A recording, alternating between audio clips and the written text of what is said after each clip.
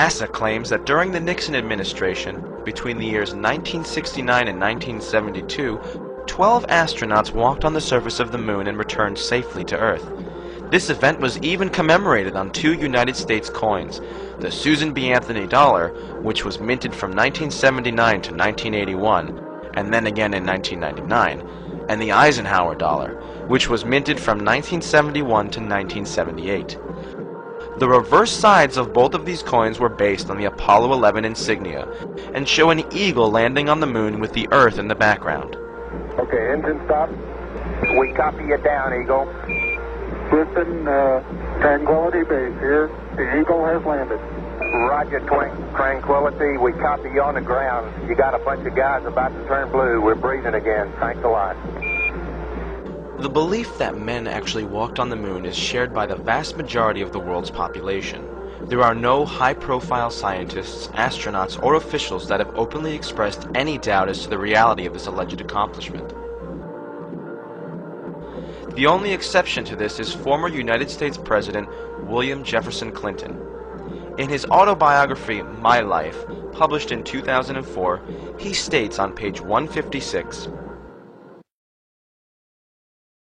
"Just a month before, Apollo 11 astronauts Buzz Aldrin and Neil Armstrong had left their colleague Michael Collins aboard Spaceship Columbia and walked on the moon, beating by 5 months President Kennedy's goal of putting a man on the moon before the decade was out.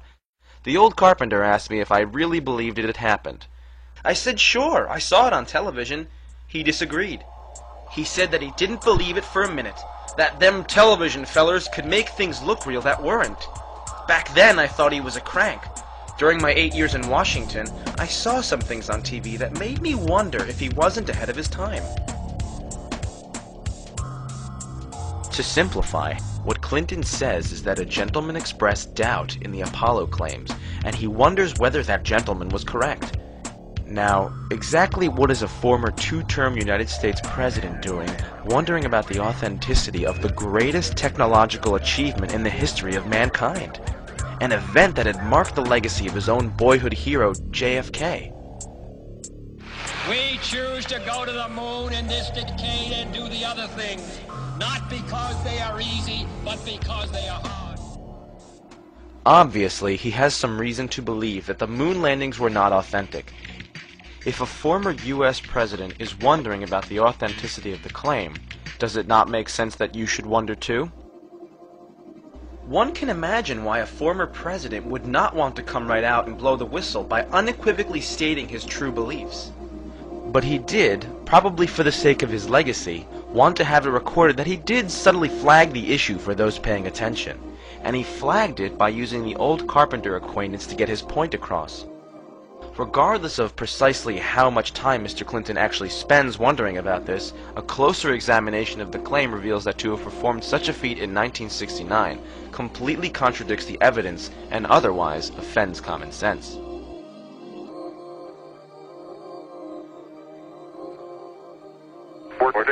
Push. Engine arm is out there. Okay, I'm going to get the pro. 99, proceeded. 3, 2, 1. Ignition. Run away, Houston. Brakes are good. Ag start. Get over. The last alleged mission to the moon was Apollo 17, which NASA says took place in December of 1972. Since then, absolutely no country claims to have sent astronauts or even animals more than 400 miles above the surface of the Earth. In recent years, Space Shuttle astronauts completed a trip wherein they attained a maximum altitude of 365 miles.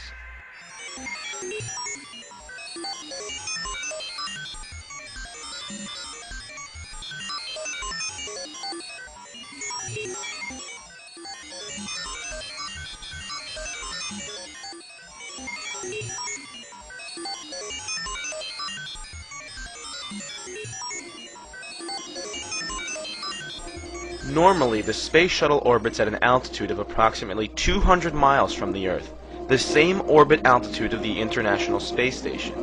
Now, you might be asking, why exactly is this maximum distance from Earth relevant to our discussion? Well, let's put it this way. The Moon is 240,000 miles away from the Earth. The diameter of the Earth is 8,000 miles. This puts the moon at about 30 Earth diameters away. In relation to the space shuttle's orbit on this scale, it has never traveled more than 1/2 of 1 inch away from the Earth's surface.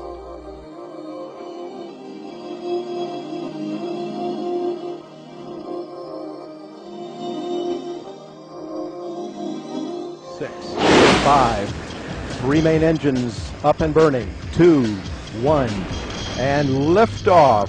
Just getting into orbit is no small feat, as is illustrated by the fact that in all of recorded history, only 3 countries, the United States, China, and Russia, have been able to put a human just into orbit and never being more than 400 miles from Earth. The explanation for this has always been that, except for these 3 countries, every other country in the world has been too cheap and lazy to venture into just Earth orbit. In reality, the reason has to do with the difficulty in accomplishing this.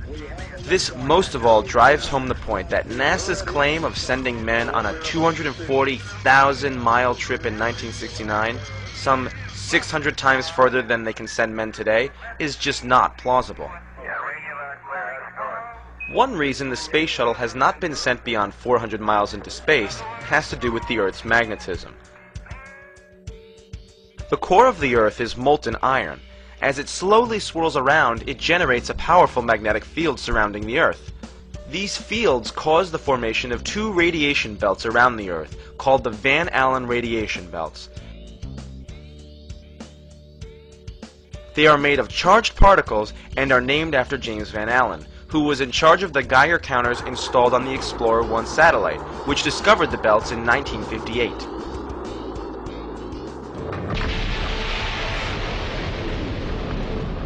These belts are formed by trapped charged particles. The magnetic field traps these particles that originate from the Sun. They then spiral around the lines of the Earth's magnetic field, going back and forth between magnetic poles.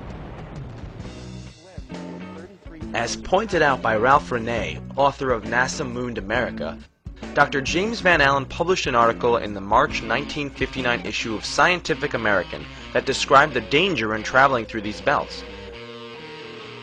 In this article, entitled Radiation Belts Around the Earth, on page 47 of this issue, Van Allen states, "Our measurements show that the maximum radiation level as of 1958 is equivalent to between 10 and 100 Roentgens per hour, depending on the still undetermined proportion of protons to electrons. Since a human being exposed for 2 days to even 10 Roentgens would have only an even chance of survival, the radiation belts obviously present an obstacle to spaceflight. If anyone ever really does go through these belts, it will become apparent just how lethal they really are to humans."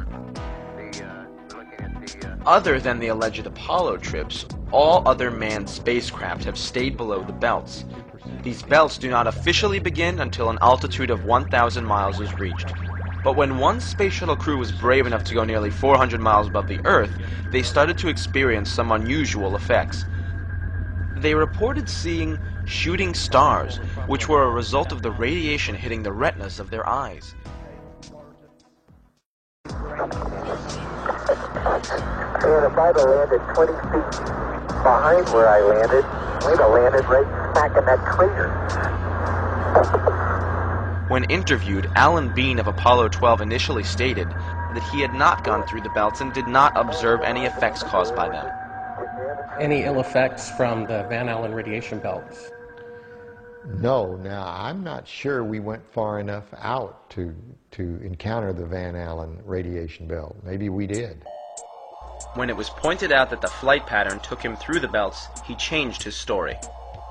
The belts are 1,000 miles to 25,000 miles above the Earth. Then we went right out through them. No effects on your cells? We didn't even know it. I don't think anybody, well, maybe somebody said you went through the radiation belt, but we didn't feel it inside, and we didn't get any, added radiation. The space shuttle went to 365 miles a few years ago. Because I worked in news, I saw CNN. They said that the radiation belts surrounding Earth are more dangerous than previously believed because the astronauts saw shooting stars with their eyes closed just when they got within 600. Radiation belt. We saw shooting stars, but they're not shooting stars from with your eyes closed, although they look like it. If you're out in space beyond the Van Allen belt, and probably within the Van Allen belt, and close your eyes and just pay attention. You don't notice it unless you pay attention. Then all of a sudden you'll see a little flash like a shooting star, except it's like that. There goes one this way. Then one just blossoms. And then not that fast. Maybe you wait 3 minutes or 2 minutes and one goes whoosh. And what's happening is cosmic rays are hitting the back of your eye and exciting those sensors in the back of your eye. So that's what you see. And they got high enough apparently to close it. My guess is in Earth orbit, if you closed your eyes and just paid attention, that you would see them. The first time they were seen was when they went to 365 miles. Yes. That's 650 miles below or away from the radiation. Yeah, see, it's below. My guess if they just did it tonight. But see, if you're just going to sleep or closing your eyes or it's dark, you don't notice them. But if you'll close your eyes and pay attention, which we had an experiment to do, by the way, then you see them whistling by. Not on our mission, by the way, they hadn't been discovered yet. I saw them one day on the moon. It wasn't dark, and it was kind of dark, and I saw this flash of light. And it looked like it was on the moon, but really it wasn't. It was a flash of light in my eye. Some scientists argue that the trip through the belts was so brief, that is only a few hours, that the radiation would not have had a negative effect on the astronauts. But the question remains, if these belts are not dangerous, why in the last 30 years has absolutely no country put even a monkey past these belts? The standard excuse is that no one has wanted to spend the money to do so. But to write off every advanced country in the world as too stingy and incompetent in over a third of a century to explore further than 400 miles from Earth really is a bit too much to fathom. It is more likely that we simply do not have the technology to go further at this time.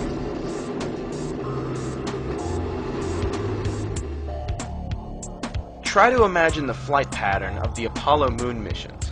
NASA says that 3 astronauts took off in a multi-stage rocket, and then 3 days later were in lunar orbit some 60 miles above the moon's surface, going about 4,000 miles per hour, or a little over Mach 6. Then, the spacecraft separated into 2 modules. One astronaut stayed in lunar orbit in the CSM. The other 2 flew down to the surface of the moon in the lunar module. 10 feet. Contact. Engine stop. Okay, Houston, the Challenger has landed. The first question that immediately comes to mind is how they were able to design a craft on Earth that would perform so well under quite different conditions on the moon, namely in a vacuum and in 1/6 gravity without killing anyone. The Lunar Landing Research Vehicle used to train the astronauts for a landing had a jet engine, which of course would never have worked out in the vacuum of space. NASA's answer to this is that the simulator provided 5/6 or 83% of the propulsion to simulate the amount of thrust that the rocket engine would need to lift the craft while flying down to the surface of the moon.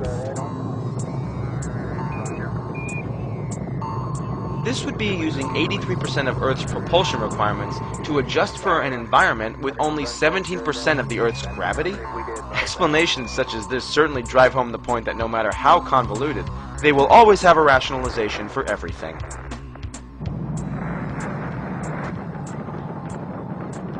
After supposedly landing on the moon during Apollo 17, 2 astronauts allegedly spent 3 days there. During this time, they were either in a small capsule, walking on the surface in their air-conditioned spacesuits, or riding around in the $60 million lunar rover. The lunar surface temperature in the sun should be around 135 degrees today. In the shade, the temperature would again be about minus 100 to minus 150 degrees Fahrenheit. That would be in the shadow of the lunar module. If the LEM didn't have climate control, and had air in it, would it be hot or cold without the climate control? If you just took a lunar module, and well, let's take the climate control and it fails.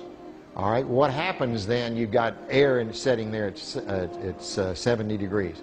If the lunar module is setting in the sun, which it always is, then slowly but surely that temperature inside is going to go up to 250 degrees Fahrenheit. Now you ain't going to make it because you're going to cook long before that. What powered the air conditioning? What powered the air? Batteries.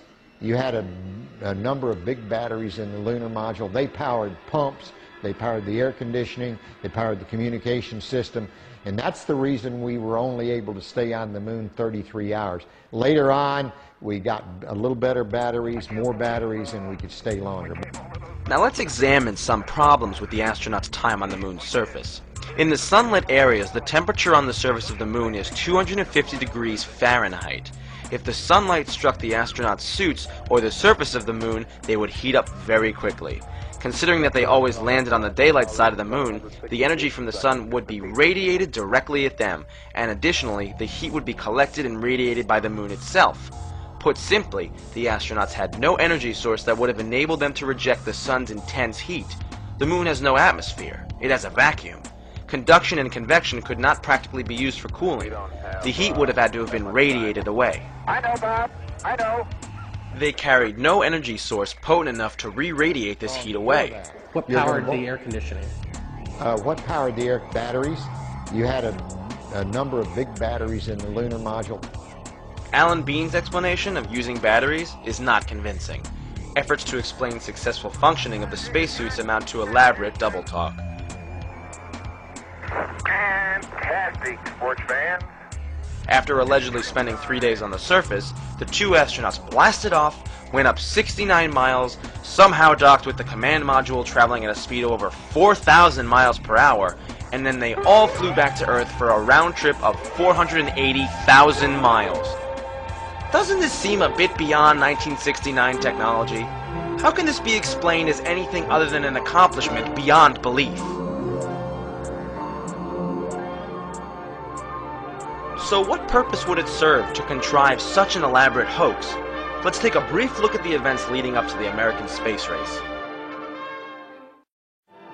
After the Russians thoroughly spooked America in 1957 with the launching of Sputnik, citizens were in fear that the USSR would soon be able to drop an atomic bomb on the United States from orbit. What could be done to avert such a disaster? And to what lengths would the United States government go to ensure national security?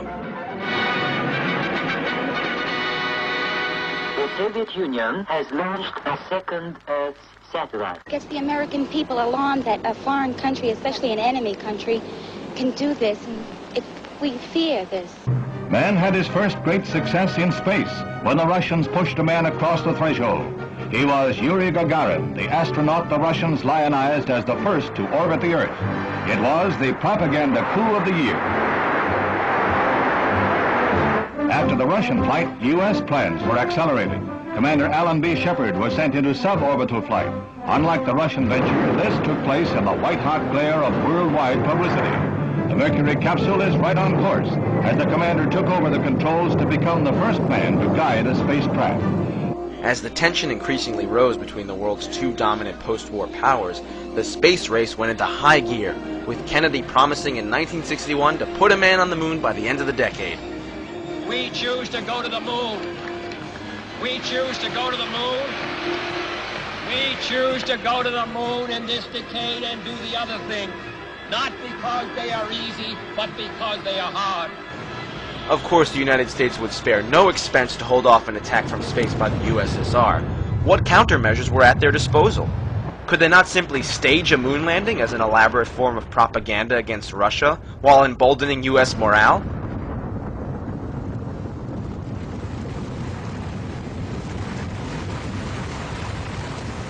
High in the volcanic mountains of Arizona, a little piece of the moon was recreated on Earth.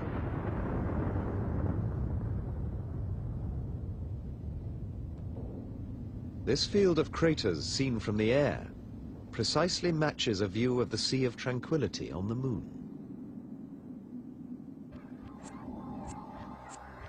It is common in the history of warfare to intimidate your foe by means of deception. For example, during World War II, the Allies placed inflatable tanks on the battlefield to make the enemy think they were confronting a more formidable foe. One could say that the Apollo bluff worked, as there never was a nuclear war. Yet, no one has ever come forward and actually admitted to this deception long after the Cold War hostilities have ceased.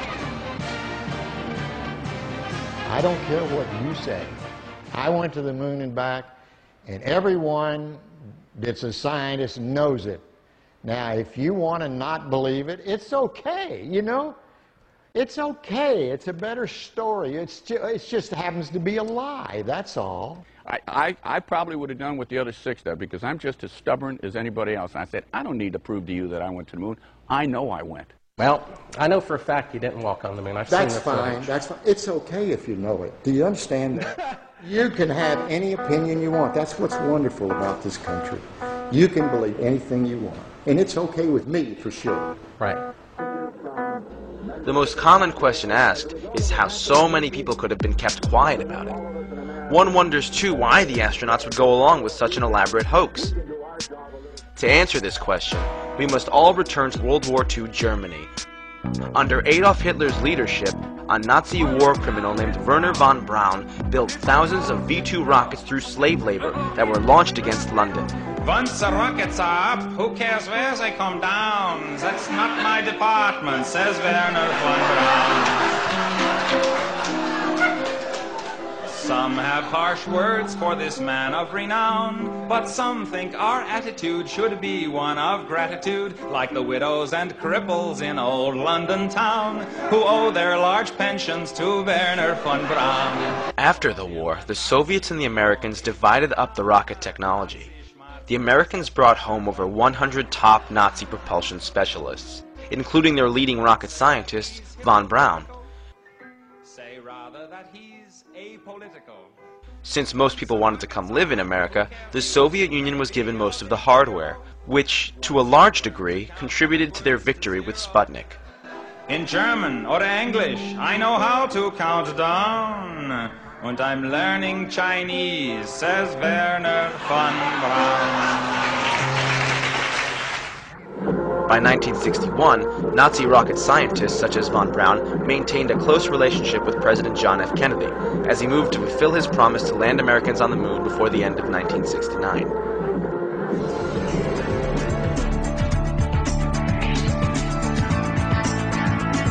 Yet today, NASA says it will be 2018 before we go back to the moon, despite having supposedly been there over 35 years ago.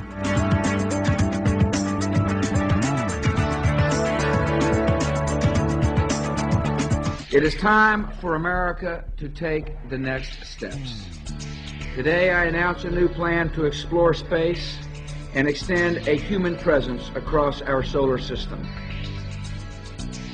We will begin the effort quickly, using existing programs and personnel. We will make steady progress. One mission, one voyage, one landing at a time.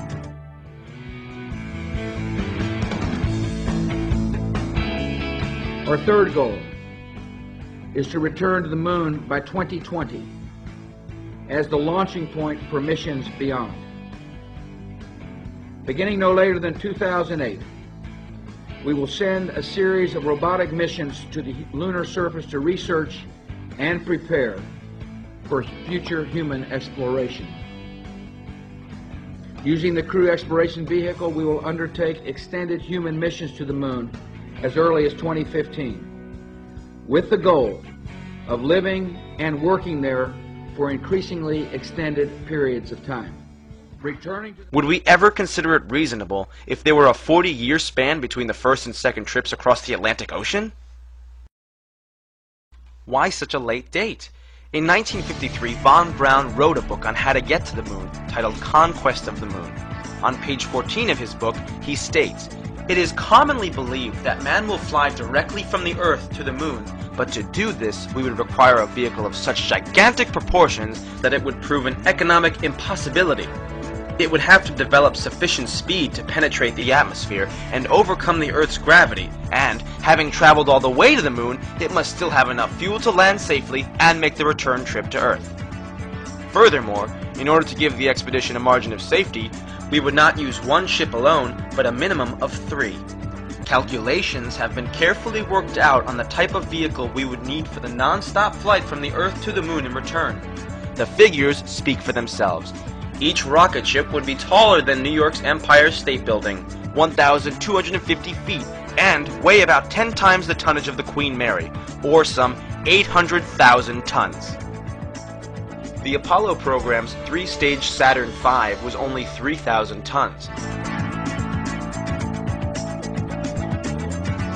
The Saturn V was 266 times smaller than it had to be.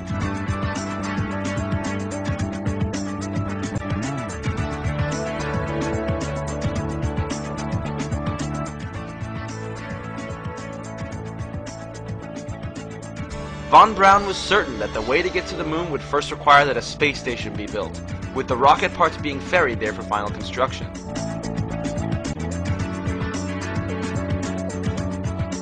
Our first goal is to complete the International Space Station by 2010.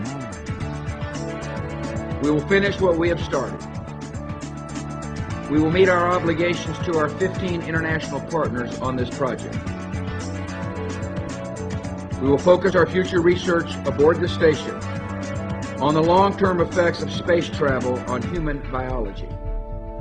Research on board the station and here on Earth will help us better understand and overcome the obstacles that limit exploration. Through these efforts, we will develop the skills and techniques necessary to sustain further space exploration. The constructed vehicle would then launch from the Earth's orbit rather than its surface. The Saturn V used only 3 fuels: liquid oxygen and kerosene in the first stage, and liquid oxygen and hydrogen in the upper stages. No exotic new fuels were invented to bring down the fuel requirement. Also, the Space Shuttle has 30% less mass at liftoff than did the Saturn V. We have ignition and liftoff of Atlantis and the Galileo spacecraft bound for Jupiter. Yet has never attempted to travel beyond the 400-mile altitude. With Kennedy's promise, the space race was in full swing. Yet it became apparent in the mid-60s that there was absolutely no way anything of the sort was going to happen. Following in Commander Shepard's star-studded footsteps came Captain Virgil Grissom.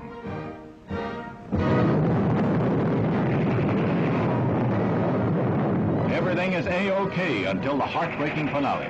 As the captain prepared to leave the capsule, explosive bolts on the escape hatch let go, and the Mercury is lost.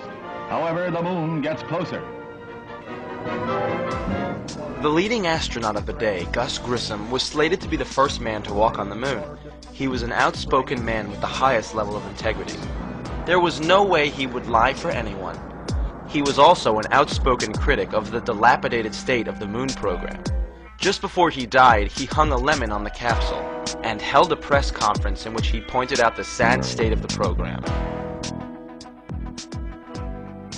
On the morning he died, upon having difficulty communicating from the capsule, he angrily asked, "Hey, how are we going to get to the moon? We can't talk between 3 buildings."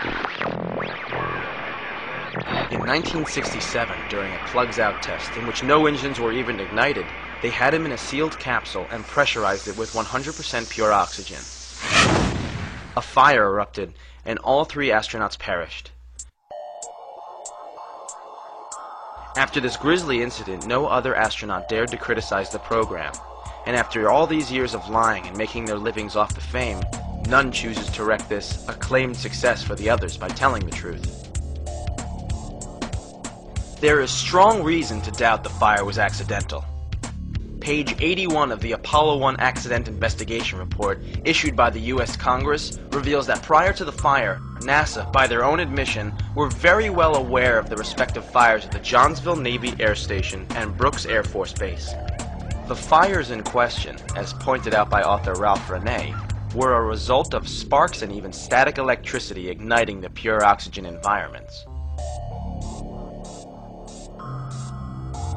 In spite of these past fatalities, NASA used a 100% oxygen atmosphere in the Apollo 1 spacecraft, arguing that they had done it previously on the Gemini program. Of course they had. However, Gemini had a cabin pressure of only 3 pounds per square inch, the pure oxygen equivalent to the 14.7 pounds of nitrogen and oxygen at sea level.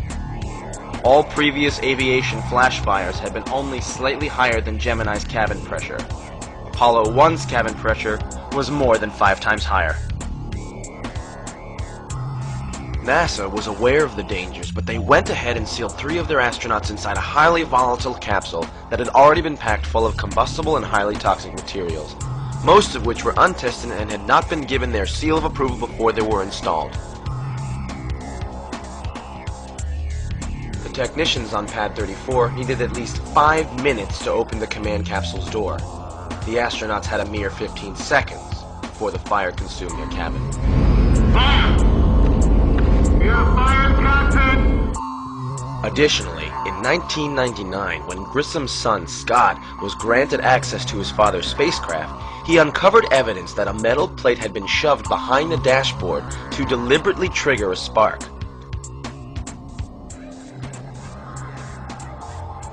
Keep in mind that many of these scientists were war criminals imported from Hitler's Germany. One should not be surprised that such horrors could occur when one considers that these Nazis helped perpetuate the cruelest, most brutal atrocity that has ever taken place in the history of mankind. Also, the behavior of the astronauts upon their return to Earth is highly suspicious. Armstrong, Collins, and Aldrin were made to sit and brief the press for nearly an hour and a half. At times, all three men exhibited a type of disinterest or absconding emotion, not to mention outright lying. The most obvious error was in an answer given by Collins. The astronauts were asked if they could see stars from the surface of the moon. Armstrong answered, "I don't recall." Then Collins, in an attempt to cover for Neil's mistake, and remembering his equal communal experience of sharing the capsule in Earth orbit for 8 days with his crewmates, blurted out, "I don't remember seeing any." I have two brief questions I'd like to ask, if I may. When you were carrying out that incredible moonwalk, did you find that the surface was equally firm anywhere, or were there harder and softer spots that you could detect? And secondly, when you looked up at the sky, could you actually see the stars and the solar corona in spite of the glare?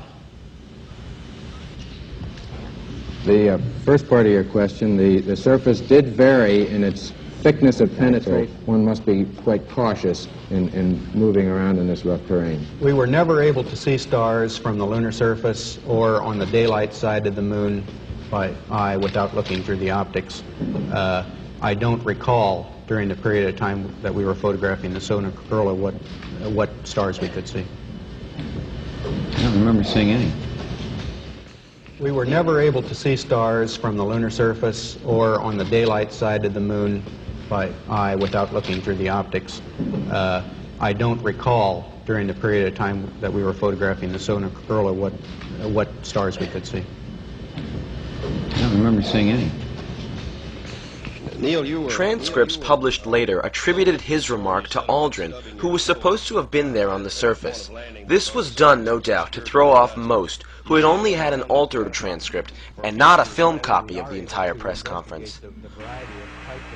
I know there's a lot of scientists from a number of countries standing by to see the lunar samples, and we thought you'd be interested in seeing that they really are here. What about the moon rocks, the laser reflector discs, and the photographs of the astronauts on the moon? The Apollo samples are not rocks gathered during moonwalks. They are, in fact, meteorites that were specifically gathered on Earth by von Braun himself before the moon landing ever took place. After Kennedy declared that we would land on the moon by the end of the decade, the race to the moon was in full force. So why would von Braun, who was supposed to be working feverishly on the Saturn V rocket, need to go to Antarctica? In the May 1967 Popular Science article entitled A Spaceman's Look at Antarctica, page 114 to 116, von Braun states, "It may well be smart to test lunar vehicles or surface drills in Antarctica before taking them to the moon." This was never done. He did, however, meet up with the Penguins. In reality, the real reason for the trip was to gather meteorites that could be passed off as moon rocks.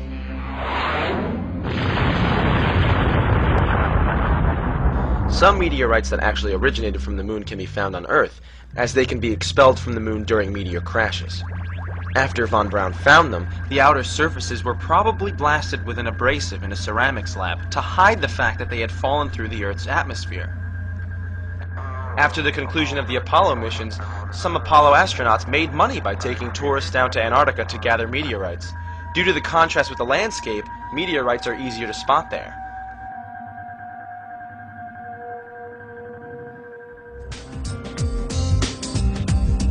But it's evidence the astronauts left behind and not what they brought back, that may offer the clinching proof. Each successful moon mission set up a range of experiments. More than 30 years after Apollo 11, one of them continues to operate, the Lunar Laser Ranger. There were two major experiments. One was a series of corner reflectors to reflect laser beams from the Earth sent to the moon that then, because of the geometry of these corner reflectors, would send the beam back in exactly the direction that it came from. High up in the Davis Mountain Range, the McDonald Observatory in Texas continues to gather information from the experiment. In 33 years, no one has showed up. No one has come and talked to us. Jerry Wyatt would welcome a visit from the conspiracy theorists. Since 1969, his team has been firing a laser beam at the experiment an average of 240 times a year. And of course, at Apollo 11 site is where the United States placed its first lunar retro package. So we fire laser at this spot and three others on the moon. Now he's turned the laser on. In a few seconds, you'll see the splash. The laser hits the reflector on the moon's surface and bounces back as a series of pulses invisible to the human eye. By measuring the time it takes for each laser pulse to return, scientists gather key information about the Earth's position in the solar system.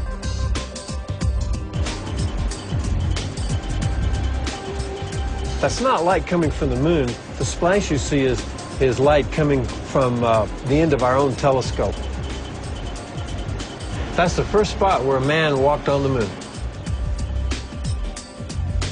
Our search for the truth has revealed the definitive answer. Maybe that's why conspiracy theorists have so little to say on this subject. The December 1966 issue of National Geographic explains why no such reflectors are needed to bounce signals off the moon. This is detailed in The Laser's Bright Magic by Thomas Malloy. On page 876, he states, 4 years ago, a ruby laser, considerably smaller than those now available, shot a series of pulses at the moon, 240,000 miles away.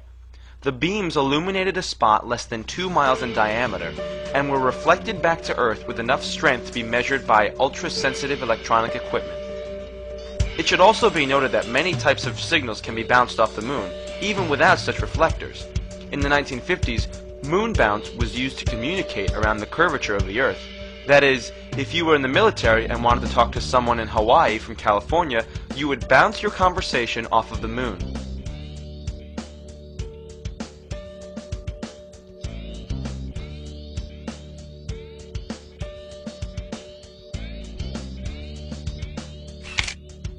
The photographs also fail under critical analysis.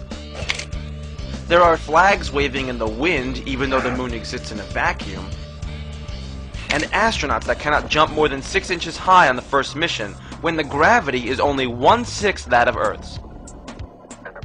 But just the sheer perfection of the setups and appearances of the photos is enough to make you wonder whether they were shot in a studio. There is no fog on the film from immense temperature variation, no discoloration from radiation, no lightning streaks from micrometeoroids passing by. Other anomalies include photos that seem to be taken using artificial light. Apollo researcher David Percy traveled to Sweden to talk to Jan Lundberg, the man that managed the group in charge of supplying NASA with the advanced cameras used to take photographs on the moon. Hasselblad in Sweden was the NASA-appointed manufacturer of a camera capable of functioning on the lunar surface, and Jan Lundberg was the project engineer responsible for building the camera. Originally, NASA made all the alterations themselves. Then they presented what they had done to us and asked, can you do this? And we said, yes, we can, and we can do it better. So what does Hasselblad have to say about this classic Aldrin picture? Does it look to Jan Lundberg as though the subject was lit? Yes, it seems like he's standing in the spotlight. And I can't explain that. That escapes me. Why? So maybe you have to find Armstrong and ask him. And how exactly did they pan the camera up to film the liftoff of the ascent module on Apollo 17? How do you think we took the pictures of the liftoff on Apollo 17 with a television camera? How do you think we missed them on Apollo 16 because of the time delay? By the time the guy sent the signal, it was gone and the camera couldn't track fast enough. So on 17 he sent the signal a second and a half or 3/4 of a second earlier so that the camera got the signal and we were trying. How do you think that happened?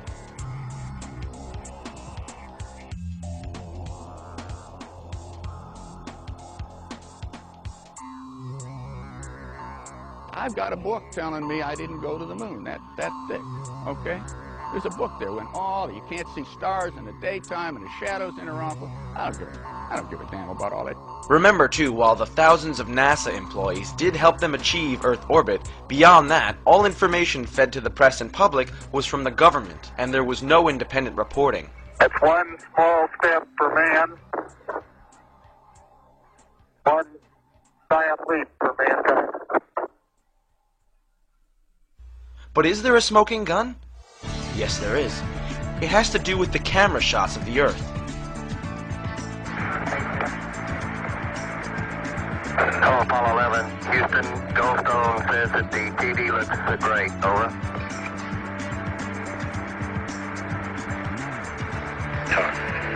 Okay, Roger.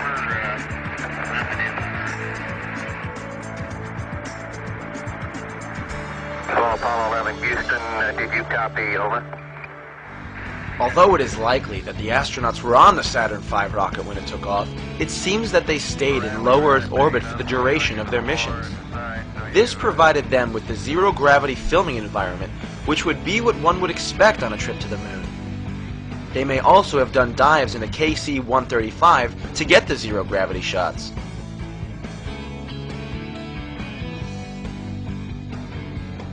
Yet there is one segment that clearly shows the behind-the-scenes chicanery that is going on.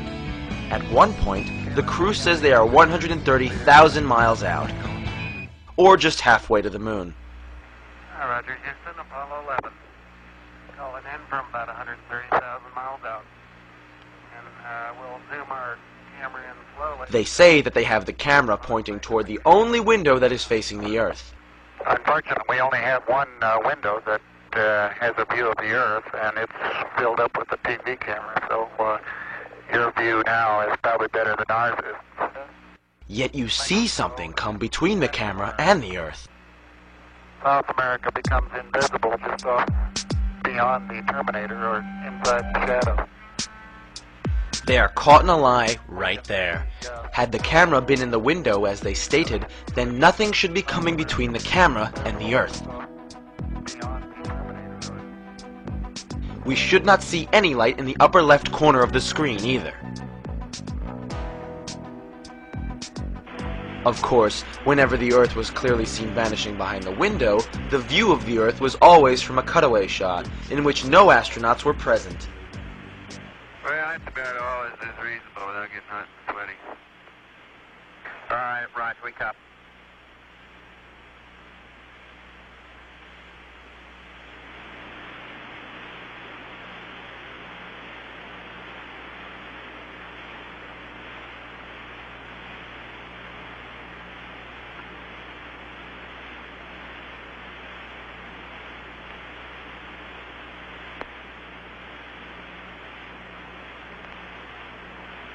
In this circumstance, it was probably a globe on the outside of a mock command capsule in a studio environment. But in this other video, it is easy to see how a different method of trick photography was used. They had placed a transparency over the window to make the window look like the Earth. You can actually see a corner of this transparency pulled away from the window when the lights come on. Can't quite make out who that had.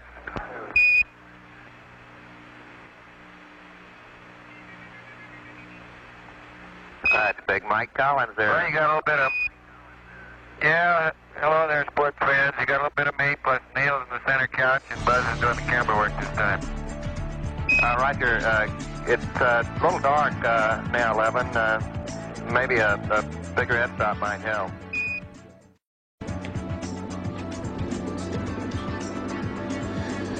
This is, what is this? Oh, this is a shot from 130,000 miles out. I guess it's from approaching. It's from approaching the moon, looking back at the Earth. Now, I've seen this on a couple of flights. Was this something that you got? Although this is from Apollo 11, did you shoot a shot of the Earth like this? So you had a TV camera in the spacecraft. That's correct. And this is, I guess, the Earth zoomed in at a distance. Yep, seems to be. They get shot a little bit halfway to the moon. Now it's kind of, now I guess the cloud cover looks. That's what you're looking at. Now what is that right there?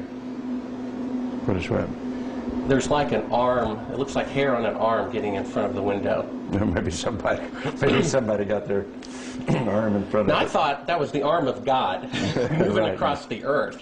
I couldn't quite figure that out. I suspect that was the edge of the window, more than likely, that they were shooting at. What did the Earth look like from a great distance? There it is again, 130,000 miles out. About like that. So it's pretty small at the distance of the moon? Yes, but I think the better images are the Hasselblad images that have been taken on every flight and are the most published pictures in the history of the world. What is that in the top left? If that's the Earth, is that like another spacecraft? No. That, I have no idea what that is. It's some aberration on the film of some sort. Oh, those are shadows, I think. Or reflections, probably reflections that are just reflecting. Run that back again so we get another shot of it. If you're going to press me on this, I'm not going to talk to you anymore because I won't pursue this. All of this attempt to say the Apollo programs were fake is just sheer nonsense. And you can talk till hell freezes over, and you're wrong. Okay? Well, would you affirm? I won't continue on this line. Okay, turn off the camera. Your interview is done. I've given you all the time I'm going to give you. Okie dokie. Good to meet you. I don't say it's a pleasure. Understand. Please get your ass out of my house. Okay. And you came here under false pretenses, and I think you're an asshole. Well, and if you continue this, and if you press this, I will personally take you to court. I hope that you do. I invite you to. I'm going to give you my card so you can arrange that. And I'm encouraging you to arrange. You're frankly not worth it. No, we have you on the record saying you'll take me to court. I hope you do. Because we have proof that would prove it in a court of law that Apollo 11 didn't go to the moon. And I think it's something that you should see. I don't say that lightly, believe me. I don't say it lightly. You have joking, sir. People can have fun. And maybe do that if they feel like they want to have a little fun on a trip to the moon. And as an independent producer, okay, we're heading out. Doing that is against moral ethics. Lying about going to the moon is a satanic lie of gigantic proportions. I don't hit people, but you're going to be on the deck unless you get... I'm heading out. I appreciate it. And get the hell out of the Black House. Don't get a gun and shoot them at them before they get out of the office? We have a video camera running if you want to do it. Right. Right, that would be great footage for us.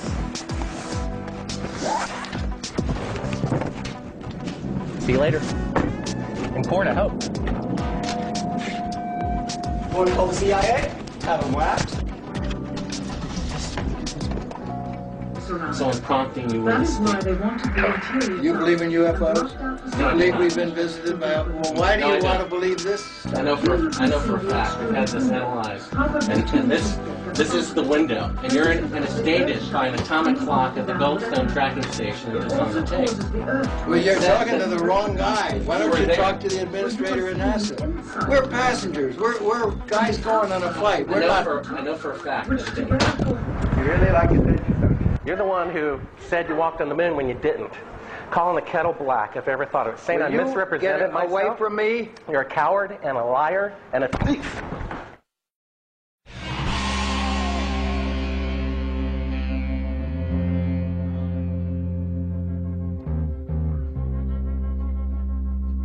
Buzz Aldrin's violent reaction is not surprising, considering the hundreds of thousands of dollars he has made by defrauding people, selling his personal memorabilia. According to the winter 2008 issue of Heritage Magazine, in September of 2007, Aldrin sold the following items which he claimed were flown to the moon. A medallion for $15,535. A silver dollar for $31,070. A chart for $71,700. And a handwritten note for $179,250. Not all of the Apollo astronauts profiteer off this lie, but Aldrin is certainly the worst offender.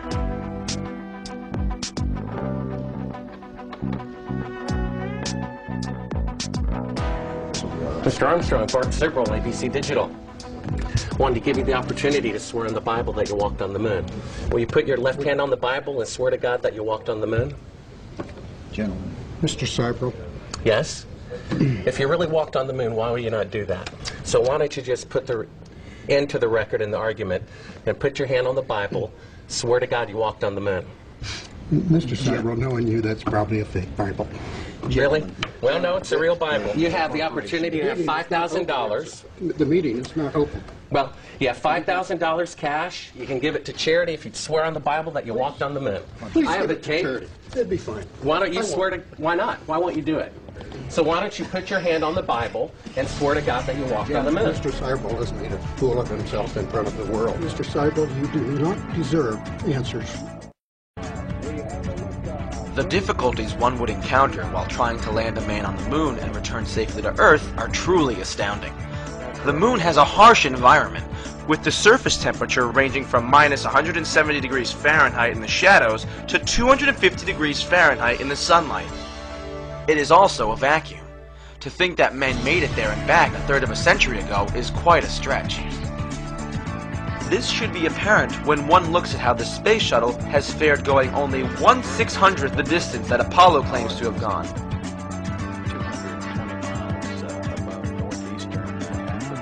After 3 men died in the capsule during the simulation in 1967, it was just 2 years later that men were walking around on the moon. This is less time than it took to launch the space shuttle again after its burn-up on re-entry in 2003.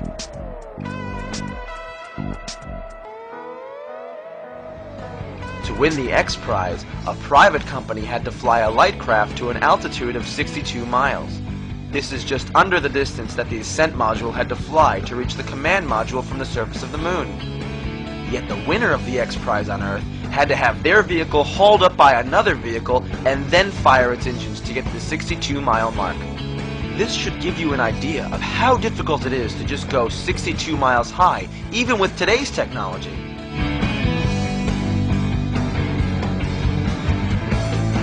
Then, add to the fact that the ascent module, with its very low mass fraction, would have had to accelerate to over Mach 6 to dock with the command module, and the fictional nature of the event becomes self-evident. It is just outright unscientific and pathological to accept the moon landing claim given the total lack of confirmation and inability to duplicate anything that even slightly approaches the alleged events of 1969.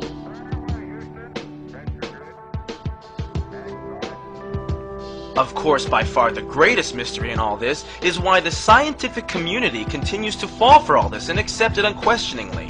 Is science just another religion that has its sacred cows? If you want to stay in the club, must you defend the beloved cow, no matter how badly it stinks? Since nearly all of academia is dependent on funding from the federal government, any scientist brave enough to speak the truth would be committing career suicide. Scientists realize this, and therefore will not let their minds examine this objectively for even a moment. They all just prefer to run with the herd.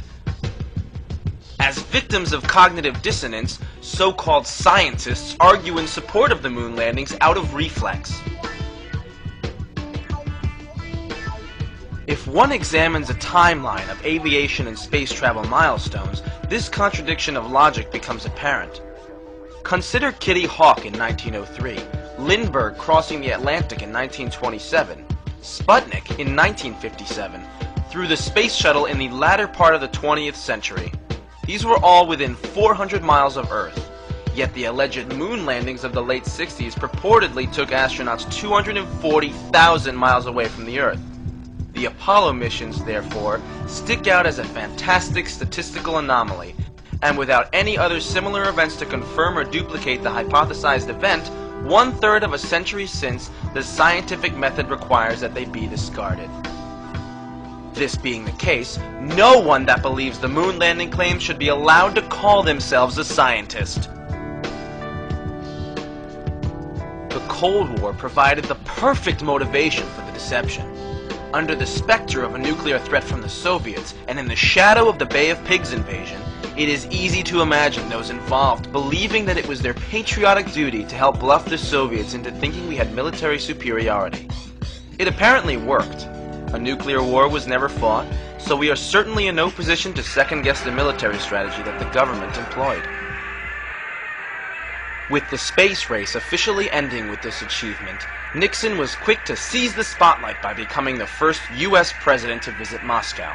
Cooperation for joint space missions quickly became the topic of discussion between the leaders, ushering in détente, an easing of tensions between the two superpowers. As you're probably well aware, we are still working on other programs, Skylab being the prime effort starting in the spring of next year. We're also working on the cooperative mission with the Russians, which will take place in 1975.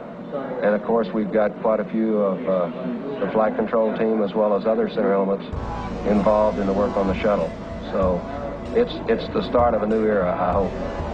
It is easy to see why the government would want to perpetuate such a myth, even after the military objectives were achieved.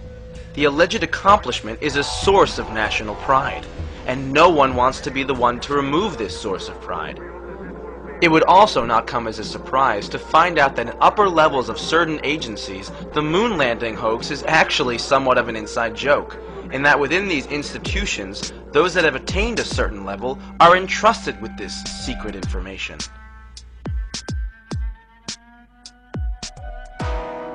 Considering the difficulties attendant in such a trip, one thing is for sure. When the first person actually arrives on the moon someday, they will have bought themselves a one-way ticket. An exploratory voyage of this magnitude does not lend itself so easily to a return.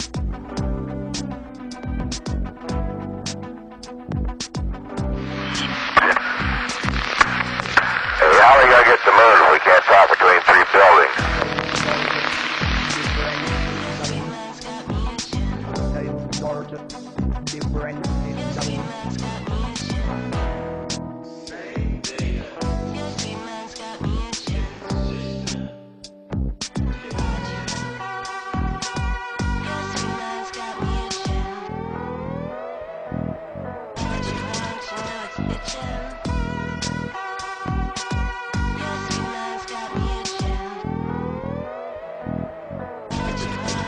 Bitchin'.